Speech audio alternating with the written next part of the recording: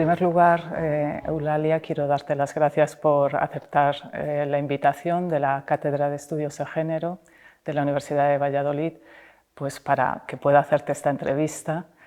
Para mí es un placer y es un honor también, porque realmente tú eres, yo creo que, historia viva de la filosofía de la ciencia. O sea que, bueno, pues es también un honor para mí. Pues muchas gracias a vosotros por invitarme, a vosotras por invitarme a hacer esta entrevista. Muchas gracias y me voy a permitir tutearte, espero que no te importe. Bueno, estamos aquí haciendo la entrevista desde el Palacio de Santa Cruz, en el Aula Triste, que es bueno, pues un edificio emblemático en Valladolid, pero bueno, muy rodeadas también de masculinidad universitaria, ¿no? Con muchos retratos solo de rectores. O sea que bueno, tiene su ironía que hagamos aquí la entrevista también. Voy a ser bueno, muy breve en la presentación porque la trayectoria es realmente ingente, ¿no? Pero decir que eres catedrática de Lógica y Filosofía de la Ciencia, profesora de investigación en el Consejo Superior de Investigaciones Científicas, profesora de Ciencia, Tecnología y Género en el Departamento de Ciencia, Tecnología y Sociedad del CSIC. Eres doctora honoris causa por varias universidades en España y fuera de España, y tienes también bueno, pues, numerosos cargos, tanto en lo que ha sido la dirección de distintas instituciones. Has sido directora general de la Fundación Española para la Ciencia y la Tecnología y también colaboradora en múltiples agencias de evaluación, tanto españolas como extranjeras. Tienes experiencia como profesora investigadora en distintas universidades, en la Universidad de Barcelona, Universidad Complutense de Madrid, en Cambridge y también en California, en Berkeley, en la Universidad de California en Berkeley. En fin, tanto en lo que ha sido tu labor para impulsar los estudios de género en el ámbito de la filosofía de la ciencia y en los estudios de ciencia, tecnología y género, como en lo que ha sido bueno, pues tu transmisión a la sociedad mediante colaboración en instituciones o impulso, ¿no? de organismos, de distintos organismos, pues creo que es realmente un legado y una trayectoria importantísima. Pero en lo que es estrictamente académico también tienes multitud de publicaciones, 21 tesis doctorales dirigidas, y solo voy a mencionar bueno, pues un par de publicaciones a modo de ejemplo, ¿no? En 2017, junto con Silvia García Dauder, publicáis Las mentiras científicas sobre las mujeres. En 2018 publicas un artículo A Sociological Study of Gender and Astronomy in Spain. Más recientemente también el artículo Gender Bias in Artificial Intelligence, y en 2023 eres editora y también escribes la introducción de la monografía Cuerpos en rebeldía, aproximaciones interdisciplinares. Bueno, podría seguir, pero lo dejamos aquí simplemente para poder iniciar el diálogo, la conversación contigo, y para empezar, pues una cuestión más bien de curiosidad personal. ¿Qué es lo que te condujo a estudiar filosofía? Y dentro de la filosofía, ¿qué te hizo introducirte en los estudios de género? Pues en realidad lo que me llevó a estudiar filosofía es que en el bachillerato y el curso de preuniversitario, que era cuando se daba filosofía, en sexto de bachillerato y en preuniversitario, en mi época, pues tuve un profesor muy malo, y yo no aprendí filosofía, porque el señor este se dedicaba a leernos el libro de texto, y cuando yo le preguntaba se enfadaba, pues yo no lo entendía, ¿no? Y entonces a mí siempre se me dieron muy bien las lenguas clásicas, en especial el latín, porque tuve la suerte de estudiar en un instituto donde dábamos latín los 7 años, los 6 que duraba el bachillerato más el preuniversitario.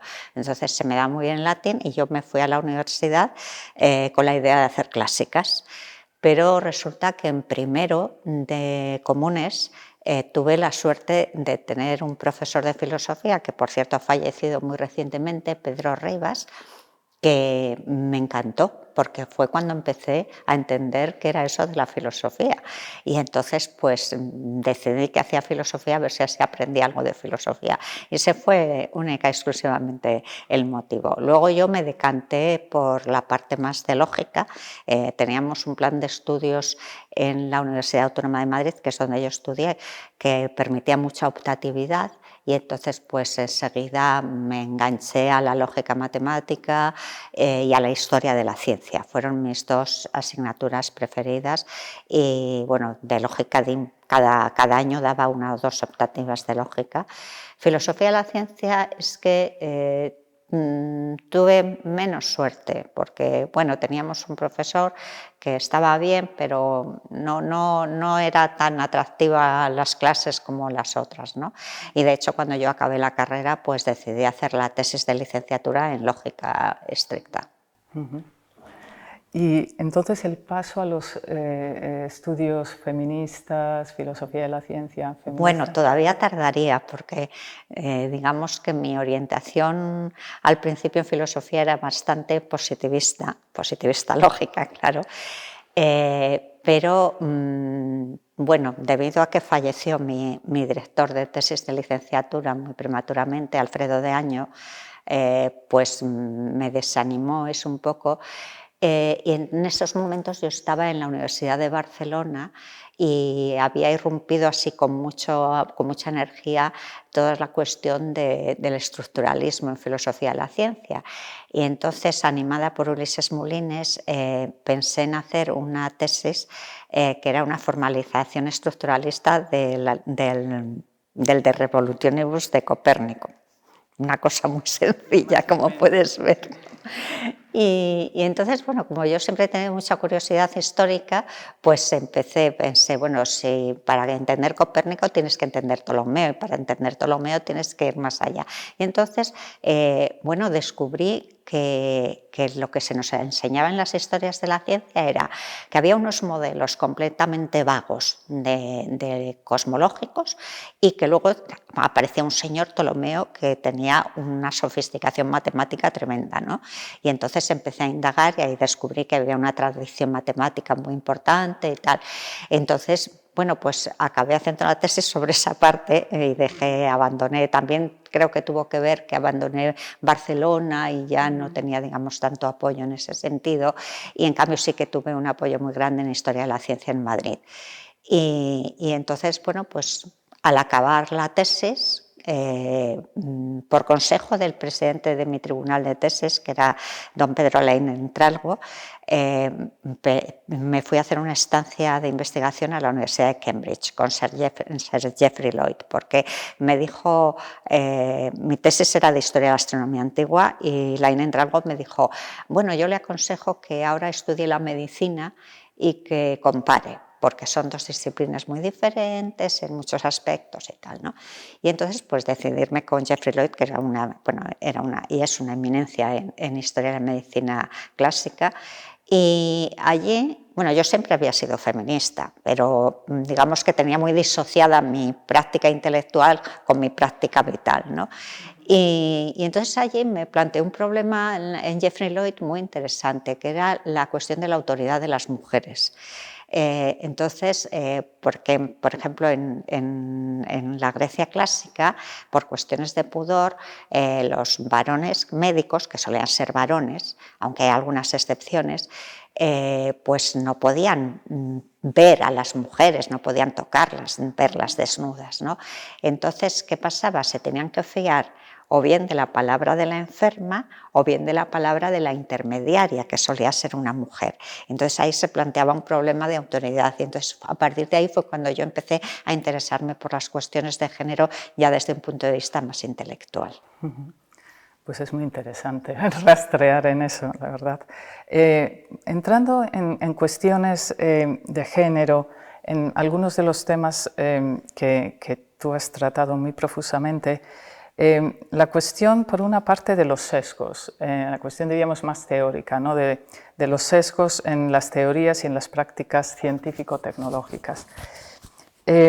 Me preguntaba si esos sesgos, diríamos, van un poco por barrios, ¿no? Es decir, si se puede trazar a lo mejor una especie de mapa de disciplinas, de especialidades en donde esto afecta de una manera muy clara, que puedan ser las ciencias biológicas, médicas, históricas, a lo mejor, y sin embargo, si puede haber disciplinas o subdisciplinas que podrían quedarse más al margen, diríamos, a salvo de estos sesgos, al menos en lo que tenga que ver con lo que es la elaboración teórica o las propuestas teóricas que surgen. Bueno, yo siempre he mantenido que sí, que hay disciplinas donde está muy claro que esos sesgos se han dado y se dan. En el caso de ciencias como la física o como las matemáticas, yo la verdad es que no lo he trabajado, entonces no te sabría decir. Sí que hay sesgos, digamos, en cuanto a la enseñanza, en cuanto a la ocultación de mujeres que han intervenido y que no se les ha hecho caso o que se las ha ocultado, etcétera, ¿no? En el caso de los contenidos teóricos e intelectuales, por así decirlo, yo no lo he trabajado, pero siempre tengo la esperanza de encontrar alguna alumna de doctorado que lo haga, porque recuerdo que en una ocasión Rolf Tarrak, que es un físico cuántico muy importante y que entonces era presidente del Consejo Superior de Investigaciones Científicas, me preguntó una vez, bueno, le comenté yo una vez esto, lo de física y tal, y me dijo, ¿en filosofía hay sesgos? Digo, sí, dice, pues entonces en física también. Entonces me dejó muy impresionada y siempre digo, a ver si alguna vez encuentro a alguien que sepa suficiente física como para trabajar en eso, pero no te podría decir. Mi idea es que, puesto que los valores intervienen en todo momento, porque las personas que hacen la ciencia son personas situadas en un tiempo, en un lugar, con una serie de valores, tanto epistémicos como no epistémicos, que incorporan en sus disciplinas, en sus investigaciones, en sus prácticas, en sus maneras de hacer y de ver el mundo, pues es probable que también pase ahí, pero yo no lo he estudiado, o sea que no te lo puedo decir. Lo que sí está claro es que en disciplinas como las biomédicas, en sociología, en historia, en filosofía, los sesgos son tremendos, ¿no?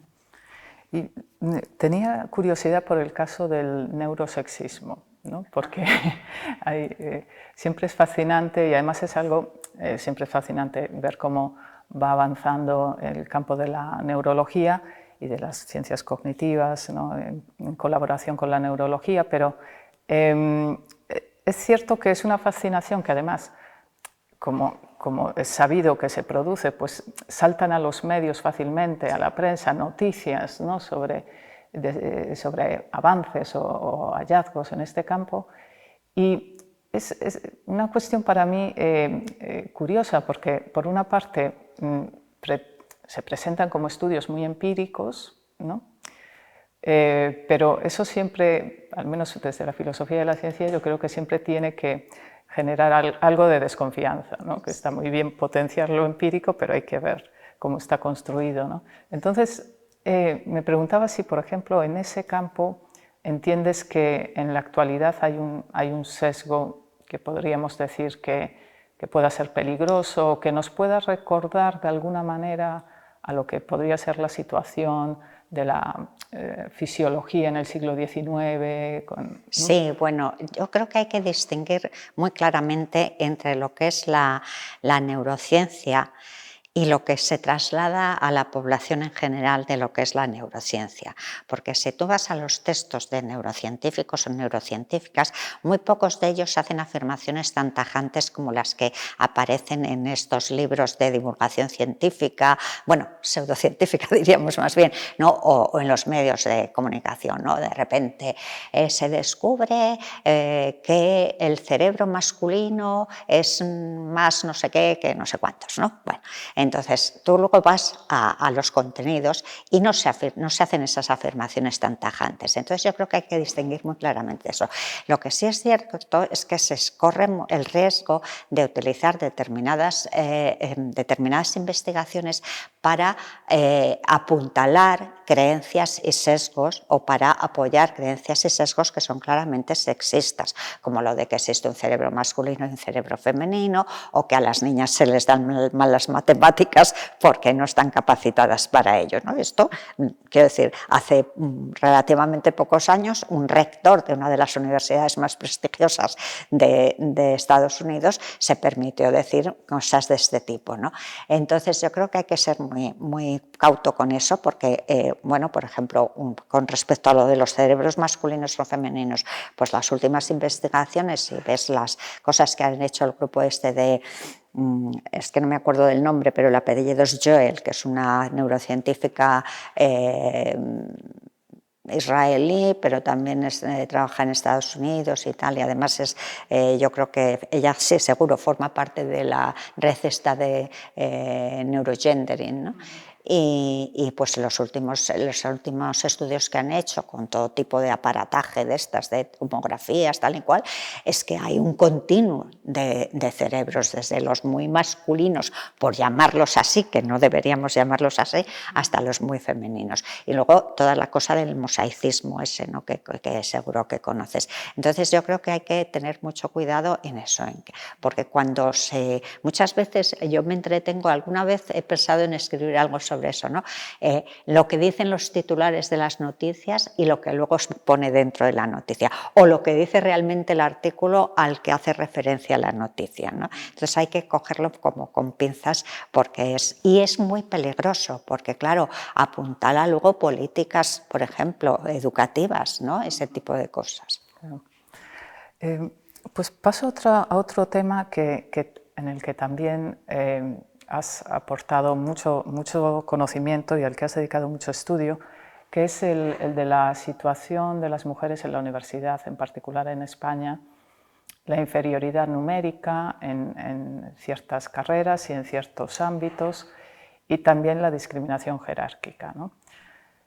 Esto es buena prueba de ello. Sí, aquí tenemos un ejemplo. Entonces, en relación con este tema, sé que bueno, tendrías muchísimo que decir, pero una preocupación que tengo, por ejemplo, en relación con la inferioridad numérica, es que parece que ahí diríamos que ya lo que se puede hacer en el ámbito de la universidad a lo que es el problema de raíz ya no va a llegar, ¿no? Quiero decir, la movilización o el cambio normativo, porque si la entrada, diríamos, el flujo de mujeres en ciertas carreras es muy bajo, obviamente hay un periodo antes en el que eso ya se decanta, ¿no? Entonces, a mí me preocupa mucho ese periodo anterior y quería conocer tu opinión, porque por lo que yo he leído, que no es mucho, pero por lo que yo he leído sobre el tema, diríamos que se decanta muy pronto una diferencia entre lo que son diríamos, las opciones o las decisiones de las niñas por ciertas materias, por ciertos ámbitos, y a partir, si no recuerdo mal, de ya los 7 años, cambia, parece que drásticamente, la noción que tienen de sí mismas. Sí, sí, hay algunos estudios al respecto. Vamos a ver, yo creo que hay que distinguir varias cosas, ¿no? Por un lado, la situación actual en la Universidad Española, bueno, en general en todas las universidades, por lo menos del mundo occidental, que son las que yo conozco, es muy anómala, porque tan anómalo es que no haya ingenieras como que el 80% casi de las personas que se dedican a biomedicina sean mujeres. Quiero decir, tan anómalo es una cosa como la otra, ¿no? En el caso de ir a la raíz, yo lo llevo diciendo muchísimos años, hay que empezar desde el jardín de infancia, pero hay que empezar incluso antes, porque en el jardín de infancia nuestros hijos, nuestras hijas, nuestros en mi caso mis nietos y mis nietas ya, ¿no? Pues están en manos de un profesorado que muchas veces no conoce estas cosas, que muchos de estos profesores les inculcan estos mismos prejuicios y estos mismos sesgos. Entonces hay que educar a los educadores, eso es lo primero, eso me parece fundamental. Luego, es verdad que hay unos estudios sobre, no me recuerdo ahora exactamente, creo que era eso, del paso de los 5 o 6 años a los 7, donde al principio ellas se ven tan capaces y tan estupendas como sus colegas, como sus compañeros, pero más adelante ya empiezan a retraerse y a decir, bueno, esto no, es que nosotras trabajamos mucho, es que... Pero yo creo que también juega mucho más adelante el profesorado y las actitudes que el profesorado tiene con respecto a las niñas y los niños.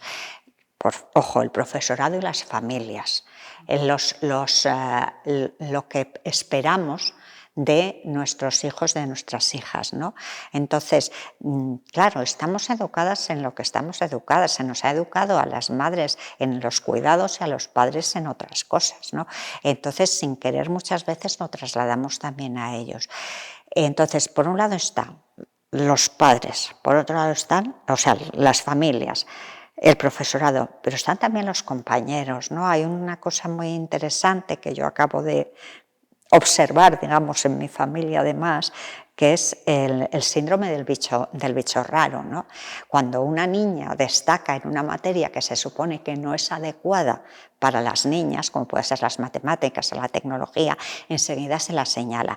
Entonces, ¿qué pasa? Que esas niñas se retraen y dicen, no, no, yo ya no quiero hacer esto porque yo no quiero ser el bicho raro. Entonces, son muchos los factores que influyen. Y en el fondo de todo, aparte de los prejuicios que podamos transmitirles las familias, el profesorado, los propios compañeros, que los propios compañeros de ellos también les transmiten, ¿no? estos prejuicios, estos sesgos, está la educación del profesorado, porque si no los educamos a ellos desde el comienzo en la igualdad, difícilmente lo van a pasar a los niños y a las niñas, ¿no?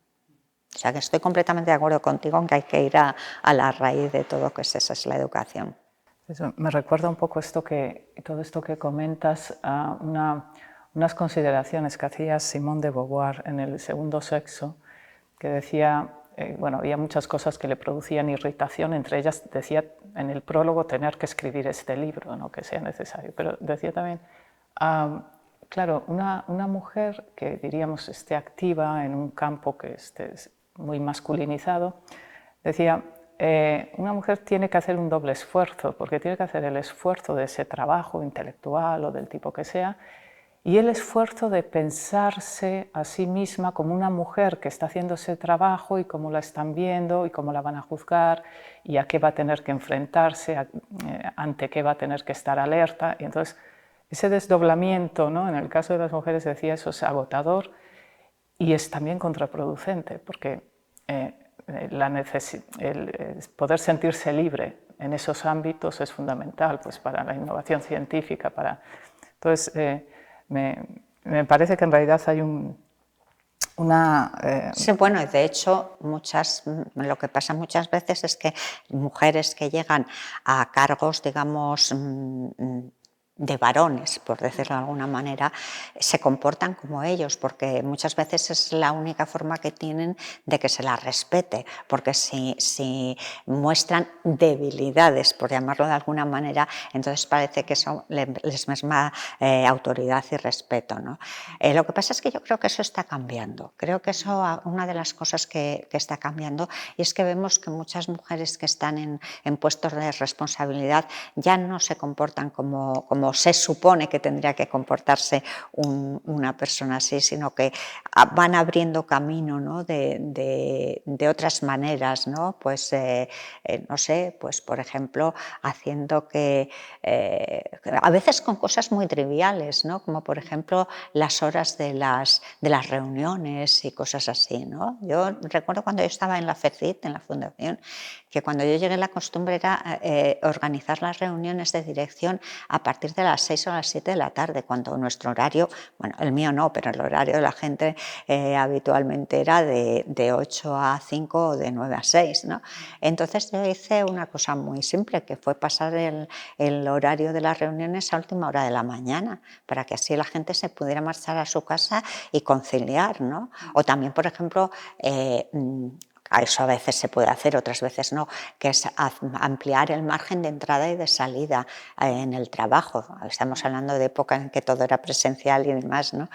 Pero, o por ejemplo ahora con el teletrabajo, aunque yo no sé si el teletrabajo favorece a las mujeres, pero porque a veces lo único que haces es que estás teletrabajando y encima cuidando de la casa y de los niños, con lo cual no tienes ese escape, ¿no? de poderte pasar unas horas aislada de las preocupaciones familiares y del cuidado. Sí. Pues paso también a otro tema que tiene mucho interés y tiene que ver con la invisibilización del trabajo y de las aportaciones de las mujeres a lo largo de la historia en ciencia. Y tú has prestado especial atención al caso de la astronomía, la astrofísica, y quería preguntarte si ves que en la actualidad hay bueno, obviamente la situación es muy distinta, pero si ves que este problema podemos pensar que ha pasado a un segundo plano, o si incluso en aquellos ámbitos donde ya hay mujeres que son referentes, si sigue en realidad opacándose a muchas de ellas, e incluso sí, que esto quizá, pienso que se comenta un poco menos, pero sí quizá aquellas que sí forman una parte reconocida de la comunidad científica, no reciben todavía el mérito que merecen y que recibirían si fuesen hombres, ¿no? Vamos, completamente de acuerdo, eso sigue pasando. Quiero decir, no tienes más que ver, por ejemplo, cuando se organizan congresos, quiénes son las personas que dan las conferencias plenarias, quiénes forman los comités científicos, eso, vamos, no hay más que ir contando. Yo tengo en ese sentido un poco de formación profesional y voy contando y te quedas completamente atónito. De hecho, incluso hubo un movimiento hace unos pocos años precisamente de hombres que se negaban a ir a congresos y demás donde no hubiera paridad. En el caso además de la astronomía siguen siendo las mujeres minoritarias. Ten en cuenta que a la astronomía y a la astrofísica se llega a través de matemáticas o de física. Creo que ahora hay algún grado específico de astronomía, pero no estoy segura. Y el porcentaje de mujeres en estos grados es del 30%. Que por cierto las matemáticas también es un caso aparte, ¿no? Cómo ha bajado en 15 años de ser el 40 y mucho por ciento a ser el 30%, ¿no? de mujeres. Pero entonces siguen siendo todavía minoría, pero incluso mujeres muy reconocidas que no se las tiene en cuenta para muchas cosas, ¿no? Estaba pensando, por ejemplo, en el caso de una mujer que es una astrofísica española muy reconocida a nivel mundial, y cuando hubo no sé qué fenómeno en el que ella es una cosa de los exoplanetas, si no recuerdo mal, en que ella es experta, pues se entrevistó a un varón de su equipo, no a ella, ¿no? Entonces, bueno, ahí está la labor que están haciendo algunas asociaciones de hacer un pool de investigadoras o de profesoras de universidad para que los periodistas, que también son muy culpables de estos muchas veces, pues puedan acudir a mujeres cuando tengan necesidad de hacer alguna consulta, de hacer alguna entrevista y demás, ¿no? Entonces, yo creo que eso sigue pasando.